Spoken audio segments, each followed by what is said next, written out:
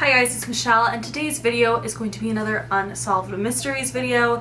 This is probably one of the scariest unsolved cases that I've ever seen because honestly, I just feel like there's so many holes to the story, there's so many weird things about it, and I don't know what to think. But before we get into it, I'd like to thank Keen for sponsoring today's video. So if you guys have been watching me for a minute, you probably know that I have worked with Keen several times. I absolutely love them. Keen is basically a website that provides access to vetted psychics or spiritual advisors who provide guidance and insight on life's challenges, clarity in love, relationships, career, and more. Keen is also one of the most affordable ways to get an instant psychic reading by a professional at any time, 24/7. And I've been using Keen for probably about 3 years now, and I just love it because whenever you get a psychic reading, you can get it at any time of the day, which I love because I feel like anytime I want a psychic reading, for some reason it's always in the middle of the night, and there's always a psychic there ready to answer any questions that you might have. I also like Keen a lot because you can schedule a call, but you can also chat with the spiritual advisors, which I prefer because I hate talking on the phone. So that is super fun and accessible. And when you find the right reader for you, you can set monthly intentions, do monthly chakra cleansings. You can gain a lot of clarity on the significance of synchronicities. For existing users, Keen sends their users new email discount every single week. This truly makes Keen one of the most affordable ways to get multiple psychic readings. So if you're a current Keen user, go check your email to see this week's discount. So if you want to try out Keen, go to trykeen.com/Michelle to get your first 10-minute reading for $1.99. Yeah, thank you again to Keen for sponsoring this video. Let's get into the Unsolved Mysteries. I ended up seeing this story on Netflix, and it was in their the Unsolved Mysteries, series. And what's interesting about it is I feel like Netflix left out a lot of details and really didn't focus on things that I felt like should be, because there were so many weird instances in this case that nobody on Netflix was even really talking about. So let's get into it. On May 31st of 1995, a woman under the name of Jennifer Fairgate checked into the Oslo Plaza Hotel in Norway. Now, this was a 5-star hotel. It was Oslo's most famous hotel at the time, around $300 US a night. So it's, a nice little bougie hotel in Norway. So Jennifer checked into room 2805. She checked in saying that she was 21 years old, and on the phone, I guess which is when she booked the room, she checked in under the name Jennifer Fairgate, spelled Fairgat, and this was the registration that the hotel had on file. But when she got there, she had signed her name Jennifer Fergate, Fergat, twice, which is just odd. Just different little anomalies like that existed. What's also weird is that she also registered and checked in under the name Jennifer and Lois Fairgate. This was presumed to be a man's name, but no one quite knows who this man is. One eyewitness claims very, very vividly that she remembers a man being with Jennifer when they checked in. Also, Jennifer did check in a room for 2. She got 2 key cards, and over the phone she said that it was a room for 2. So what was super strange about Jennifer checking into this hotel, and we're going to talk about this later because I feel like it's a very big part of the case that Netflix kind of brushed over, is the fact that she checked in with no ID and no credit card. So this was obviously something that I found and a lot of Reddit users found to be very, very suspicious, because why the fuck would they let this woman check in with no ID and no credit card? She did not pay over the phone. She literally didn't pay for this hotel room. Either way, the receptionist realized 3 days later that she had no credit card on file for this woman, and they were confused, because this wasn't the receptionist that checked her in, but it was a receptionist who worked there and realized that this credit card was nowhere to be found, she hadn't paid for the room, and that she had no ID on her. Obviously, this was very odd, so the receptionist decided to tell the security to go check out the room. So a security guard on June 3rd, 1995 decided to go upstairs and check the room 2805. He went upstairs at 7:50 p.m. and knocked on the door, and a second after he knocked, he heard a gunshot. The security guard ran and hid behind something in the corridor just to see if anyone would leave, but after a little bit of time, he decided to, you know, take the chance, run downstairs and alert the rest of the security that there was a shooting. I guess he had one of those radios, but it was a radio that would have broadcasted to the entire staff, so he didn't want to like broadcast that to the whole staff. So that's why he decided to go downstairs to the head of security. Ran downstairs, got security backup, called the police, but the room was left unwatched for about 15 minutes. Head of security went upstairs and was able to unlock the room because they needed a specific key because it was like double locked from the inside. So they unlocked the room and saw the woman on the bed. She was not moving and there was like blood, so he immediately called the police. The police came about half an hour later and determined that she had shot herself. Well, they loosely determined because they needed to still investigate, but they were very sure that it was suicide. She had a gunshot wound in her forehead and there was no one else in the room. The police couldn't find any identification of this woman. It was so suspicious because she had like clothes in the, you know, hotel room, but they were only like top half clothes. Like she had no pants or like, you know, skirts or anything. She just had, you know, clothes that were for her top half. She was fully dressed like herself, but her extra clothes were only like coats and sweaters and things like that. All of the labels in the sweaters were completely cut out, which is obviously really weird because usually you can use people's things to identify them and to like see where they bought something, especially if it's like a specific piece that like only, you know, one person could have bought. So that was immediately another dead end. What's strange is that this woman had no passport, no driver's license, no credit card, no cash, literally no form of identity whatsoever. This opens so many questions because how the fuck did she even get to Oslo? Because a couple of witnesses said that she had a German accent and the address that she wrote down on her, you know, hotel check-in card was a Belgium address, so she clearly was not from Oslo. So the Belgium address that she left was fake. It was to a small town in Belgium, and basically like the address itself was real, like the street was real, but it ended at like number 98 or something, and then the house number that she had wrote down was like 130 or something like that. Like it was not a real address, but it was to a real town.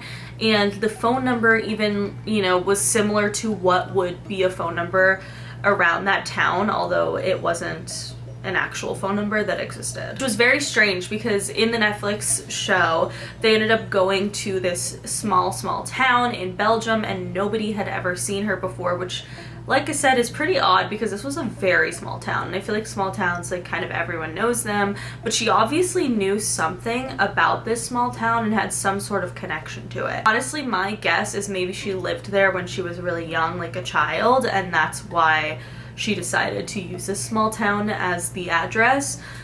Because it's just too weird. It's a little too specific. She was a little too correct about certain things about the small town, but nobody recognized her because obviously she was an adult when she passed away, and that was like the sketch. So maybe she lived there as a child. Other thing that I found odd about the way that she left her hotel room was that there was no toiletries or, you know, anything. Like there was no toothbrush, nothing like that indicated that she was staying there. So the investigators realized quickly that Jennifer Fairgate or Fergate and Lois Fairgate or Fergate were both, you know, pseudonyms. They were fake names. They weren't real and they weren't, you know, anyone. Their question is, you know, where did Lois go, or whatever his name was? How did he disappear so quickly? Was he the one that killed her?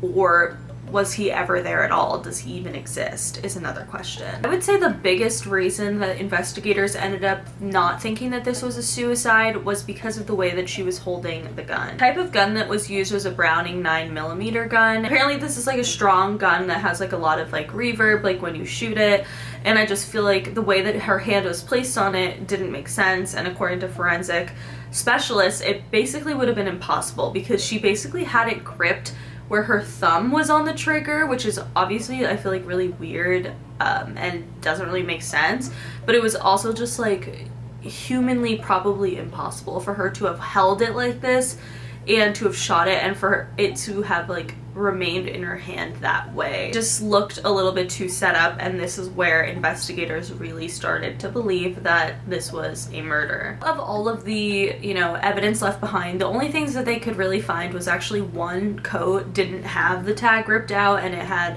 a brand name called Renee Lizard, which is a fashion house in Germany, and obviously, you know, the other witnesses claimed that she spoke German, so it was led to believe that maybe this woman was probably from Germany. The thing that really doesn't add up is 24 hours before she passed away, she ordered room service, and when the room service person went there, the girl who was, you know, working for room service claimed that she thought that this woman was a flight attendant because of the way that she was dressed. She was wearing like a long black or blue skirt. Also had one of those rolling suitcases, which was very common and still is common with flight attendants. I guess like now it's kind of a common with everybody. Has small little rolling, you know, suitcases, but it's a flight attendant thing for sure, so she just automatically assumed that. It's obviously also confusing because a suitcase was never found and neither was a skirt. And I think one of the absolute strangest things that have happened in regards to this case is the fact that she had her room cleaned on Thursday. People who were cleaning the room claimed that no one was in there. 20 hours later was the next time that somebody used the room key to open the room. You can only see when the room key was used to open the room, obviously, because you don't use a room key to shut the room. So that, you know, rules out that 15-minute mark where nobody was watching the door after she had been killed. Someone could have left the room in that time. I think that this is really interesting because where the hell was she for 20 hours? You know, this theory is that a woman came here, you know, at least the beginning, an original police theory is that a woman came here, was really upset and committed suicide. Why would she be out in Oslo where nobody knew her for 20 hours? We can assume nobody in Oslo knew her because she obviously turned up missing and, you know, police sketches existed and nobody had anything to say. That's obviously pretty suspicious and very confusing. Obviously she had to have been meeting someone or staying somewhere else because 20 hours is quite a long time. I mean, it's basically a full 24 hours to leave a hotel room in the middle of a city where you don't know anyone. I feel like something that the Netflix documentary talked about but didn't like really, you know, talk about it enough is the fact that she was able to check into this hotel with no credit card and no ID, and I feel like that means that somebody in the hotel knows what's up. She must have known the receptionist or the fucking person that she was with or her must have paid the receptionist off to like let them check into the hotel room, but like without a credit card, I don't understand how that would slide. Like, it was 1995, it wasn't that long ago, and it was a 5-star hotel. It just doesn't add up. I just feel like it had to be some sort of an inside job because to me, otherwise that just doesn't make sense. So in 2016, they ended up being able to do more research and DNA testing, and they were able to find out that this woman was of Eastern German descent. So the story that she is from, or, you know, lived in Germany for a pretty big part of her life is probably quite accurate, yet nobody has identified this woman. Most Reddit users and theorists believe that she was some type of spy or agent, and that's why she used a false identity and had no identification and knew to take out her, you know, clothing labels and all that stuff, which I find very interesting overall, that theory, because I feel like it's kind of the only thing that really makes sense. I also think that, you know, they talked about this in the documentary, that this Oslo Plaza Hotel was a very big spot for like a lot of huge meetings with like really important politicians and all that stuff. So I think that it's definitely a possibility that like some shady shit was going on, and I just feel like the hotel, like whoever checked them in, and I don't understand, there was no interview with the exact person who checked them in or her in or whoever, and I just am confused about that gap. Like, why did Netflix like just let this gap happen? Like, I'm guessing that maybe they never knew who checked her in, which is obviously a little bit suspicious. So what do you guys think? Ultimately, this case remains unsolved, and I feel like it will probably do so until somebody can identify who this woman was. But I personally really feel like whoever checked them into the hotel had to know something. What? Like, you would never get checked into a hotel without a credit card. No way. I don't understand. What do you guys think? I would love to hear your opinions on this unsolved mystery, but it really freaked me out, and I really don't know what I think happened other than the fact that maybe she was a spy and maybe they like know people on the inside that work at that hotel, but something about it doesn't explain like why she died or how she died. It's just confusing, honestly, and I would love to hear your opinions on this case because it really freaked me out. That is it for today's video. If you guys liked it, please give it a big thumbs up. Let me know in the comments below what you guys think about this case, and if you have any other unsolved mysteries that you want me to talk about, let me know in the comments below. But that is it. Thank you again to Keen for sponsoring today's video. Like I said, if you want your first 10-minute reading for $1.99, go to trykeen.com/Michelle. But that is it. Make sure you follow me on Twitter, TikTok, and Instagram because I'm always posting really dope ass shit on there. Subscribe for new videos every week, and I will see you guys later. Bye!